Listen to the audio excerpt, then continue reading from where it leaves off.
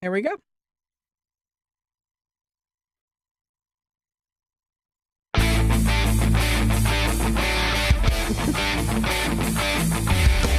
You're listening to the One and Only Man Show with your host, a guy who's the one and only man again in the studio today. Kevin, you are rocking it. This is week 3 of the One and Only Woman Show.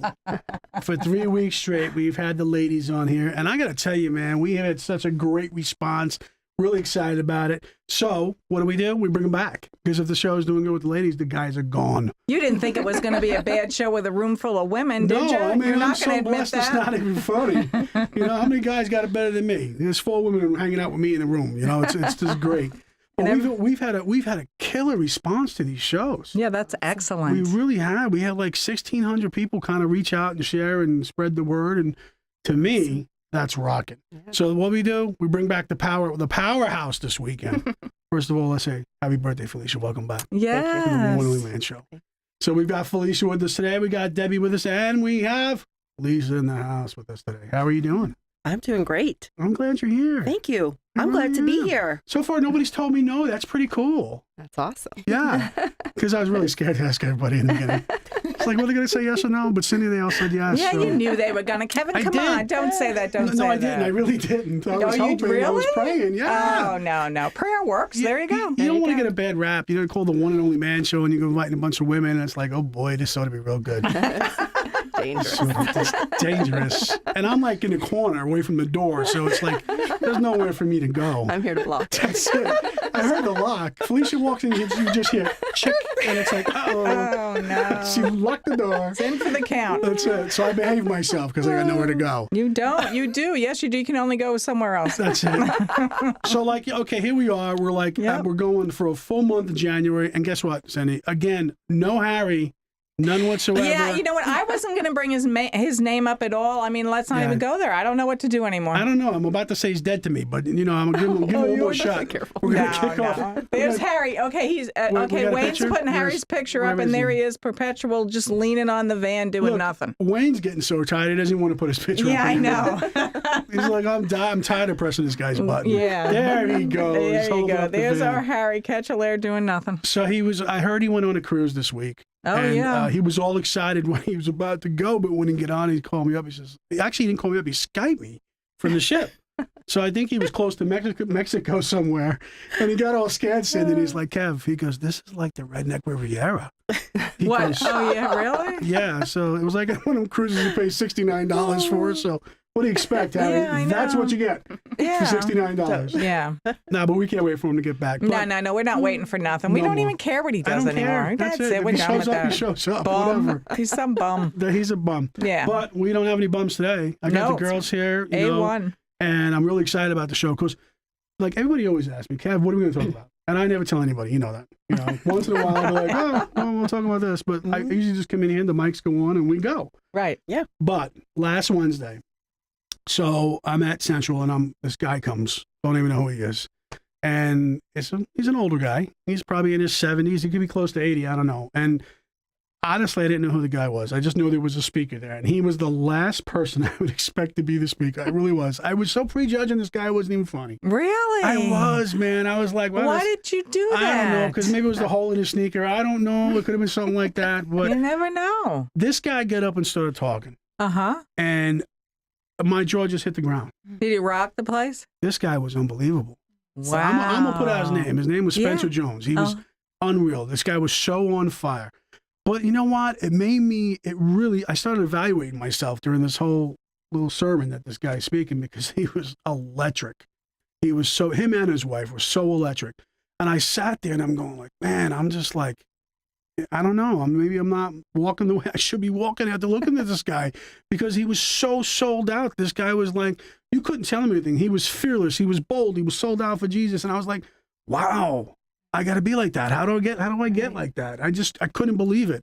And I just said, am I faking this thing? Am I not walking this walk right? So I said, ladies, this is what I wanted to talk about today. I went, how do we get to that point to where we're just so elevated that everybody that sees us and talks to us is just like, this guy's just like, he sold out for Jesus. Felicia, I'm starting with you. How do we do that? Well, I think I can relate to it in the beginning when I first became a believer and God did this miraculous thing in my life when he delivered me from alcoholism. I actually was scared. I didn't tell a lot of people. I mean, it was easier actually to tell drunks than it was the religious sect. But I heard there was a scripture, and it was, they overcome by the blood of the Lamb and the word of their testimony. And I realized that every time I told my testimony, I actually got stronger in it, and it was easier to become bold. And I think that's something sometimes we can be caught up in thinking that, oh my gosh, I can't tell people what the Lord did for me because they'll know what I was or how I was. And so it kind of binds us. And the best thing to do, it's kind of funny, I was reading, I think it's, what's his name, Ralph Waldo Emerson. He says to do the thing you fear and the death of fear is certain. And it's true. You know, if you're afraid of telling people, you know, what the Lord did for you, tell them. Because once you tell them, it's going to break through and you get bolder each time. Yeah, this guy was so fearless. I mean, it was like a lion roaring. And there aren't many people who impress me. And I don't mean that in a bad way. I mean, I want to be impressed. I really do. I want to be floored every time somebody speaks. And a lot of times that doesn't happen. It's just a lot of fluff. I guess this guy was just so real because it was layman terms, man. It was nothing spectacular. He didn't go rolling up in a I don't know, a $90,000 car. He didn't come out. He definitely didn't come out in a $1,000 suit. And he just took my breath away with every word that he said. It just resonated through me, and what it did was it sparked a new fire, which was so cool. And it's just like, my Lord, I wish somebody would have videotaped it. And I hope somebody's watching this thing. But how do we keep that going? Deb, how do we just keep that going? How do we just keep pushing for that or yearning for that? What do we do? I don't have the answer, but... Give me something, Deb. I'm asking for help today. A lifeline. I too feel like, I want to be more on fire. I want to be more bold. So I'm not anywhere near, I don't think, where I would like to be. I'm inspired by you telling us about him. But at the same time, I have seen a growth in my boldness, and I have way less fear than I used to have. And I feel like I attribute that to me witnessing Christ's work inside of me. Like, I am literally seeing him transform me. And so I can't even keep that quiet. Like, I'm excited about it. So I feel like I'm growing in that boldness. And I feel like it's because of what I'm watching him do in me. Right. Lisa, how important is the testimony? Oh, your testimony is super important. I think it's so effective when you're speaking to others that when they hear your story, they can't argue your story. They can't argue your testimony. This is real. This happened to me. It's not something that you're just reading off a page of a book or something like that. My testimony, I try to share it as many times as I can because people want to hear it. They want to hear what Christ did in me. And when I share, there's lots of stories in there that would say, oh my goodness, it's only Jesus that could have brought me through what I went through. In my own, I probably would have been in jail, dead, or in a mental institution. I always have to be one of those three places if it wasn't for Jesus Christ, who brought me through the things he brought me through. And as he brings you through your story, that's what gives you the boldness. It's not your arrogance. It's not your strength. It's like Christ did this for me before. He can do it again. And that's what gives you the confidence. It's the confidence in him to move forward without fear and with courage and to go forth. And people generally want to have hope. Oh, yeah. Yes. They do. Yeah. Absolutely. You know, I was thinking, I think about myself, and you just said something. As much as I wanted it, and I did, I wanted it for so long, and I was so unchurched. I wasn't even around anybody who was, but I wanted something, and I knew it was God. I just didn't know how to get there. I didn't know who to speak to about it. And when I did try to speak to somebody about it, it just didn't work out. And I realized I can't do this alone.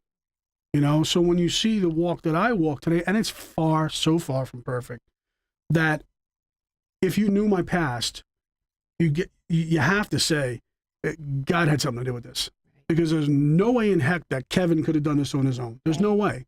There's no way I would have walked towards it. I was put in certain circumstances to where, Christ had to have a hold on this. You know, he held me in a headlock and said, kid, listen, you're going to listen this time. You know, and that's really what it came down to. And so when I see, you know, I'll be honest with you. When I decided to do this, Women of Faith, I could have lined up 100 women. I picked you 3, and I picked the others for the other 2 weeks because I see how you act around other people. I see how you reach out and touch other people's lives. And it's so important because for me, these are examples that I want the lost to see. Okay, these are the examples that I look for, that I hope my kids turn to one day. You know, that this is what I want. I want positive people and reaching out in positive lives, just touching people. So I thank you. I mean, from the bottom of my heart, thank you so much for coming on to the show, because what we're doing is, I know we're hitting so many other lives over the past 3 weeks, and I think this is just the beginning. I really do. I mean, I see a whole new focus and a whole new push going forward in 2017. And even though we have our ups and downs, we have our trials, I've watched you 3, I've watched Patrice and Anita and Donna and all the others I've spoke to over the past 5 years just do something magical. And I guess that's what I'm asking. I guess what I'm asking for everybody out there is, like, you know, so much has happened in our country and our world over the past year, over the past, I'd say 18 months, almost 2 years. That's when this whole damn election thing started. God, everything was just shaking up. Past 3 days. Past 3 days, right? It's just not stopping. Right. So I guess what I'm looking for is the guidance. Is Felicia, how do we guide the people that are out there? How do we help them? What do we do? Because I want to reach out this year. We want to do this strong. So what do we do? What's the next step? Wow, that's a big question. To guide them, first of all, we have to make sure that we're looking to the one that guides us, I think. And in the moment, the daily day, we have to ask him, you know, to show us where he's working. Right. And then he has to be the one to tell us what to do as well. I think it's a continual, for me, it's a continual surrendering my will to his will and saying, God, today, show me where you're working. Show me what you're doing. And he might say, do you see that woman over there? You know, and, you know, speak to her, or just, you know, smile at her, you know, mention, you know, something to her that will open up conversation or dialogue. And it's a moment to moment thing. There's no formula other than, for me, than just surrendering to him. Right. Keep that thought. We're going to take a break. We'll be back on the one and only Woman Show in a couple of minutes. Take a respite from your house cleaning today. Milka's Cleaning Service. MILCA''S. Milka's does a remarkable job for your home or office. Professional, friendly, and on-time service. Visit their new website, milkascleaningservice.com, or find them on Facebook. Call 772-672-9763. Free estimates. Let Milka's do it for you. And get $20 off your first visit. A member of the iTex trading community. Your iTex dollars are welcome. Milka's Cleaning Service. At National Bank of Commerce, we've found the very best way to excel in personal banking is to never, ever lose sight of the person. Our talented team of associates is here to help you accomplish more in your personal financial life. From smarter banking products to wise counsel, our people are personally invested in your financial success. What's more, with National Bank of Commerce, you can bank the way you want to bank, from convenient branches to ATMs to phone, online, and mobile banking. We provide the access you need to stay in control. Personal banking with an emphasis on personal. That feels about right. Your neighbors, your friends, your bankers, we are National Bank of Commerce, 2145 Indian River Boulevard, formerly the Vero Beach Book Center location. FDIC insured and equal housing lender. National Bank of Commerce. Hi, this is Matt Resch from Premier Landscape Solutions. At Premier, we do so much more than service your lawn. We provide professional service with communication with our clientele. This allows us to deliver you a lawn that will make you proud. Commercial or residential, Premier offers both semi and annual contracts. Please call us today for a free quote, 633-8598. For a pristine lawn, call Premier Landscape Solutions, 633-8598. And we're back on the One and Only Man Show. And Kevin, you are bringing it back. We're trying. Yeah. We're definitely trying. During the break, we were talking about this pastor who was speaking this past Wednesday, and how I was saying that, you know, I was sitting on the edge of my seat listening to every word this guy just said, and I was just blown away. And it was just somebody I just never expected this to come out of. And I don't know why. I just don't know why I was thinking that way, because this dude was amazing. And like Cindy was just saying on the break, it was like, can you imagine back in the day when Jesus came rolling into town? Everybody's going like, who's this guy? And why do I go, why are we listening to him? Yeah, Jesus didn't wear a 3-piece suit and a pair of Nikes. You know what I mean? No. And can you imagine the people were judging him back then as well? Oh, They my were. Lord. They Right. had to have been. Can you imagine what that must have been like? So there you go. know? Hello. Hanging out with these 12 bums come rolling in. Yeah. So who are these guys? Right. Trying to take over our town, Sinners and prostitutes. That's Yeah. amen, And I guess that's what was so cool about Wednesday. It was that I listened to this guy, and he's preaching in the heart of Chicago. We know what's happening in Chicago right now. It's being torn up, week after week after week. And as a matter of fact, he was from Missouri, a little town in Missouri. Okay. And the Lord told him, said, look, you need to go to Chicago and preach. And he said, whoa, you got to Yeah. I'm scared. Yeah. And that was 50 years ago when he did it. And he's still there in the heart of Chicago, just preaching and preaching and preaching. So, and it was amazing. It was just so amazing. So it's like. And what's his name again, Kevin? Spencer Jones. Is that a cool name or what, too? I was like, wow, this guy's like a book, Yeah. But speaking of that, the Lord spoke to him. Go to Chicago. And the first word coming to your mind is being obedient and listening. There you go. And Felicia was saying that right before the break, So, like, when I think about that, like, how many times does the Lord speak to us, Deb? And it's just like, oh, man, do you really want me to go ahead and do that right now? I have to go somewhere right now. But, does that happen to you? It's happened to me. Yeah. It happens often. And I feel like the more that I obey and respond, stay sensitive, and then respond to what he's telling me to do, the more opportunities I get, and the more I get to see him moving through me to other people. Yeah. So that's definitely the way to handle it. But it's sometimes difficult.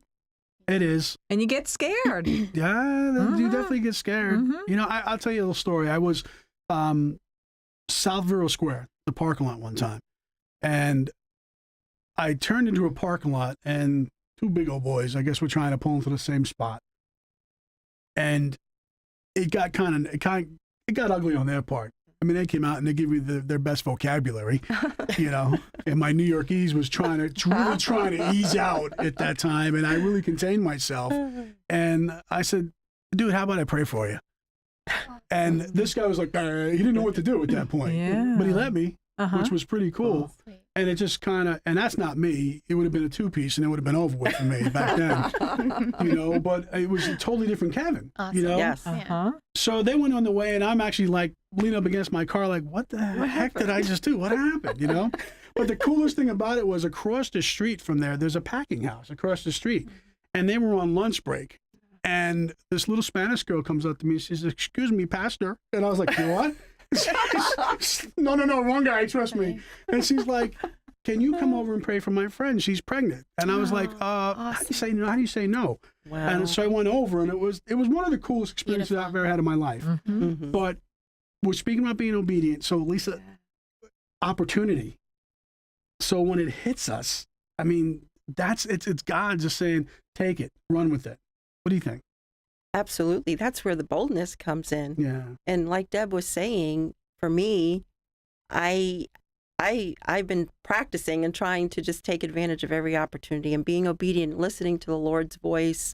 That's where my growth has come from. That's where, I'm moving forward in spite of fear, in spite of what will happen, what will they think. People will judge me, or, the fear of man usually will interrupt that. But that obedience to the Lord is crucial for your growth. It's been crucial for me with lots of decisions in my life. And I'm constantly trying to listen and be obedient and walk in faith, and not by my natural sense would never do half the things he asked me to do. Right. I mean, it's just absolutely crazy. I'm like, you want me to do what? I mean, I could tell you scenario after scenario, but we won't bore you with those details. But obedience is probably the crux of the Christian walk. Yeah. It's listening to the Holy Spirit, and he may salvage, he may save your life. You know, don't go down this road and go down this road, or your car may break down and, you know, for a reason. And, you know, and you just never know what he's going to use in your life. You just have to be obedient, move forward. Don't second guess him. Right. Yeah. Just go with it. And be open to it. And be open. Yeah, listen. Totally. Yeah. I think one of the biggest things that get in the way of a lot of us, I don't care if you're a Christian, I don't care who you are, Right. is fear. Mm-hmm. Yes. We're so afraid Mm-hmm. of what other people think. Right. And it's Joyce Myers put out a book years ago that I read. It was called Approval Addiction. Mhm. And I didn't realize it, but I had it. And I think we all do Oh, yes. to one point. It's like we want everybody to love us and you know, all this kind of stuff. And I was that guy. I was like, I just want you to like me. And today I can care less. And I don't mean that in a bad way. I mean, I come out very blunt sometimes with a lot of stuff. But I don't mean that in a bad way, because like there's this thing I heard, it's called the 80-20 rule. And the 80-20 rule is that 80% of people are going to love you no matter what you've been through, who you are, what you say, the whole 9 yards. Right. 20% of the people in the world are not going to like you either way. You walk, talk, chew, act, speak, it doesn't matter. You're never going to win them over. And I finally like hit me one day and I was like, oh, well, you know, that's somebody else's game. Somebody else has got them. It's like, you know, and if I can't get them, I'll tag tag team wrestling. You got them. You give it a shot. But Joyce Myers, when I read that book, I was pretty blown away, because I was like, yeah, it's not that hard. You know, we're not here to please everybody. We're never going to connect with everybody that we jump into. But it's a good thing that you just said, though, you sent him to someone else that could possibly help them. Oh, absolutely. Yeah. Absolutely. It's like, let that junk go. Uh-huh. Yes. You know, Yes. let that junk go.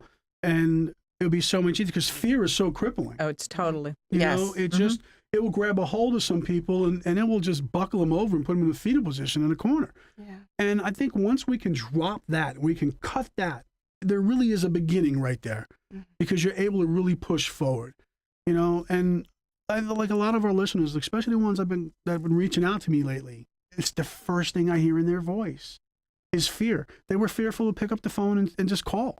They were fearful to even starting a conversation. I would be like, somebody would pick up the phone and I'd be like, hello? And I'd have to edge them on to speak. And I know that's fear just grabbing a hold of somebody. Right. Felicia, what do we do to combat that? How do we even start?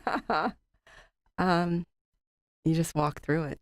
Yeah. I think courage doesn't mean you're not going to have fear. It just means that even though that fear is there, you're going to walk through it if it's the Lord telling you to do it.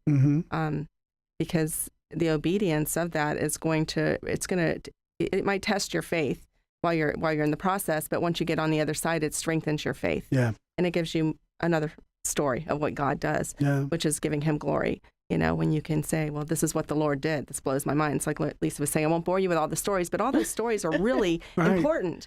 They are, because they're faith walks that she's walking out. She does something and the Lord shows up and he takes care of it. And he, you know, that fear gets stomped down and God does something in someone's life. And that is so important. That's really what it's all about, is hearing his voice, being obedient to that voice, even though we're scared. I mean, I can definitely say I'm fearful in so many things I do starting out, but then take the courage, whether I'm afraid or not, take the courage, walk through it, because he told me to do it and do it. And that makes you more bold. Yeah. You know, when you're in the middle of that trial or a fire that you're going through, you just sometimes can't see straight. And that's definitely the enemy. That's definitely Satan saying, I got you. Confusion is not of God. Yeah. He's like, you know, he's pushing that on you. Right. And the coolest thing about it is when you finally walk through it, it's like, all right.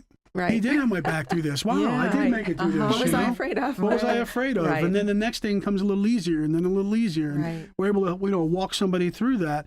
So, you know, it gives you continual courage. It so does. Yeah, it so does. You know, I didn't have time to put out the number. I want to put this out.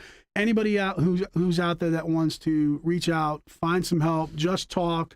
You need an ear. I've got so many ears that will listen to you. These ladies would, you know, if you're going through anything, trust me, I can get you in touch with somebody. The number for the bat phone here at the one and only Woman Show is 772-226-0381. 772-226-0381. Ladies, thank you so much for coming on the show. This is not the end. Kevin. We're going to have to keep pushing through because we never have enough time. So we'll see you next time on the one and only Woman Show. Thanks for listening. We'll talk to you soon.